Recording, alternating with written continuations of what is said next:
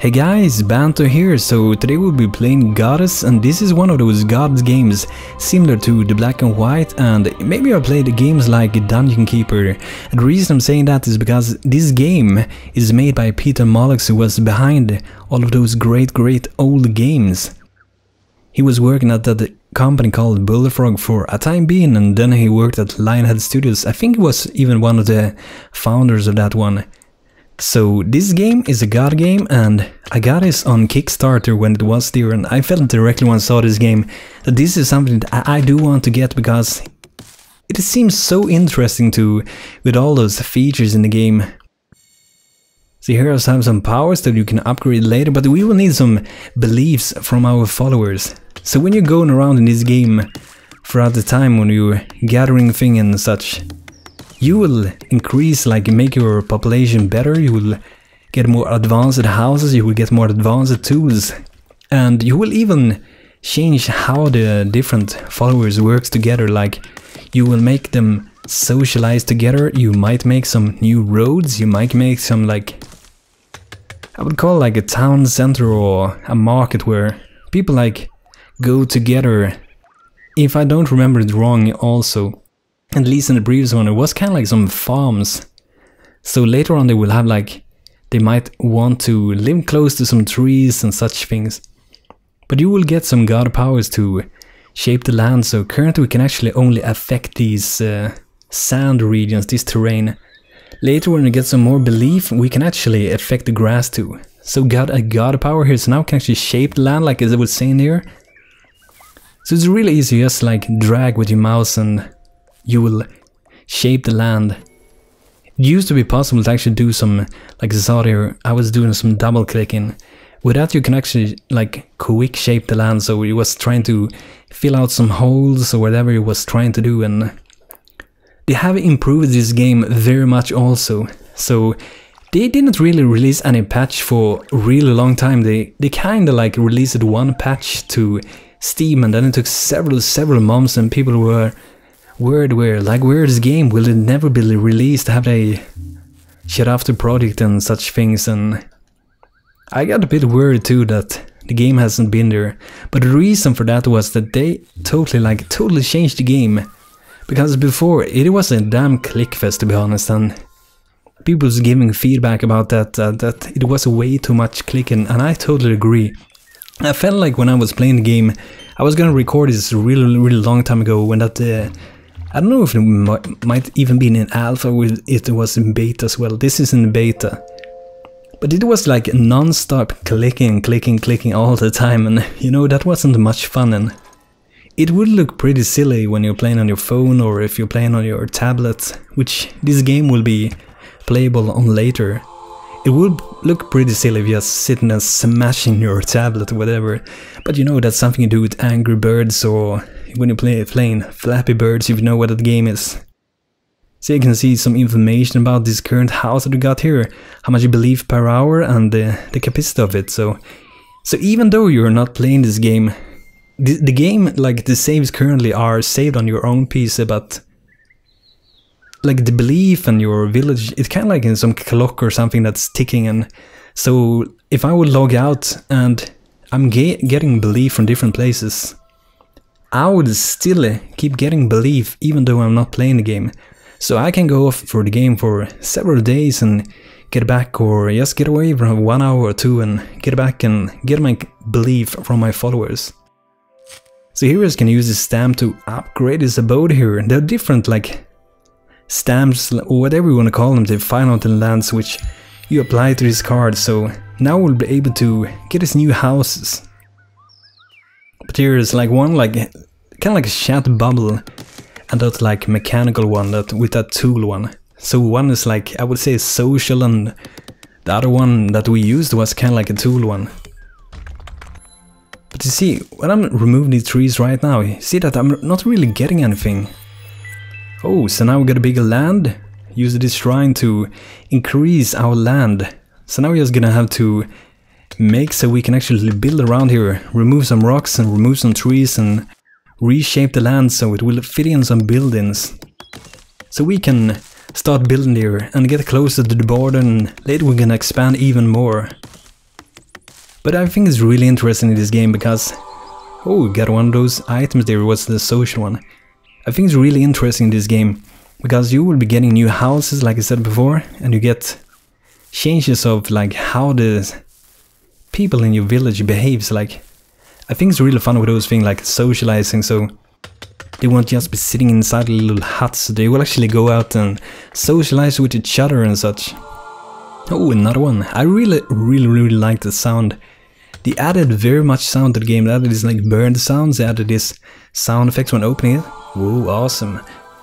But they added a lot of sound effects, which I think is really good, and I haven't seen so many games that actually try to use many of these like bird sounds and wind sounds, and I think that's kind of bad that they don't do, because a game shouldn't only be going for the music. I think very many people actually like turn off the music. Most people do that if you're gonna play like PvP and such stuff, and or if you're doing a raid or in any game, like it's just annoying to have, because you can't hear your teammates speaking on TeamSpeak or Ventrilo or whatever you're playing. So I think they're doing a great job with this, and this is one thing that I wish was in Salem. If you had played that game or seen that game, I actually have some videos at my channel, some really old ones, but that is one of those games that I think that works really great to have too, like bird sounds when you're walking on leaves and such things, like making a feel of the world.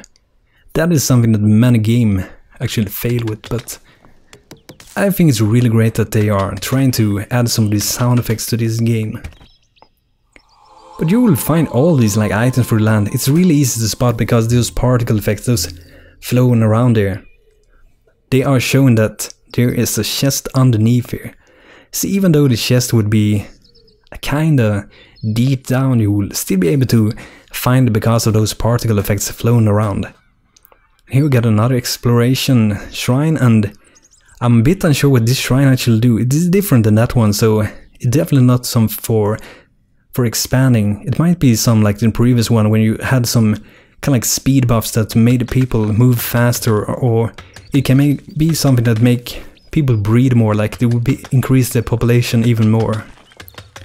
But mainly when you're increasing and going throughout the history and the ages in this game, it is mostly currently with these items, and you're required to have a certain amount of followers and need to get up your beliefs to shape the land. Like right now it's really hard to shape of this grassland because I will need belief to shape that, and this sand is really easy to shape.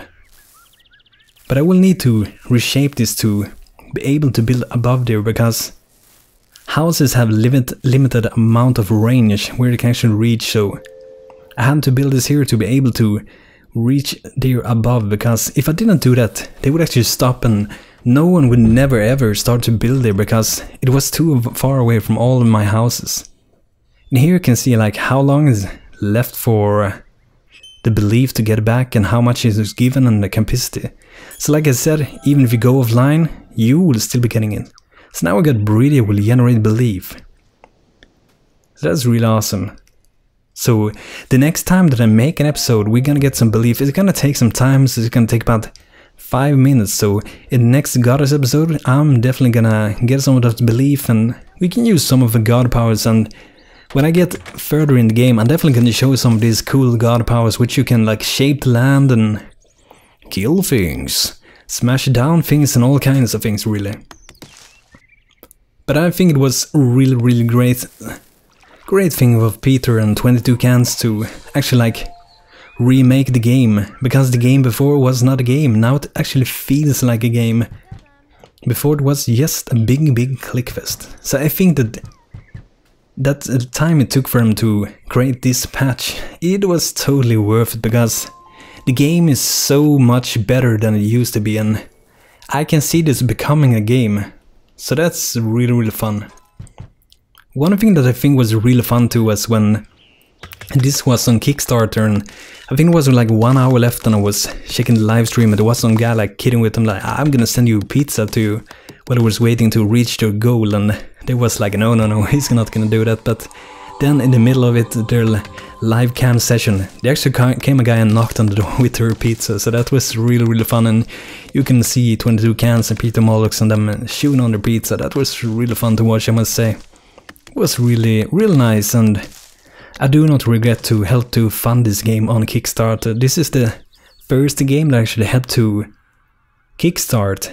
So I think Kickstarter is a really great platform for people to start doing creative ideas. Like very often people can like be forced to take different decisions because they have someone else like kind of owning them and kind of wanting them to do something, and that might not know what's the best for the game quality.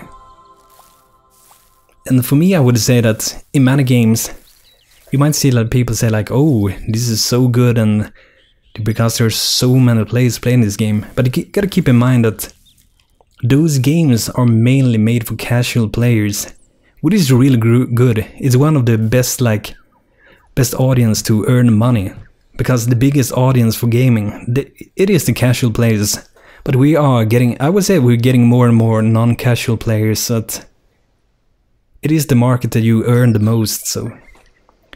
So I think it's really great with Kickstarter because the creativity can flow and such. So that is really great. But this is gonna be it for today. In the next episode, guys, we are gonna get out that belief and increase our village, and probably we're also gonna use some god power if I will find something for the next one. It's gonna be really interesting to see how the civilization will evolve over time, like when going through these different time periods. But guys, I thank you for watching this episode. If you like this video and want to try Godus, go get it on Steam. I think it's pretty cheap, I would say. But if you like this video, like it and subscribe for future content with me, Banto. Until next time, have a great day. This is Banto. Cheers, goodbye, take care.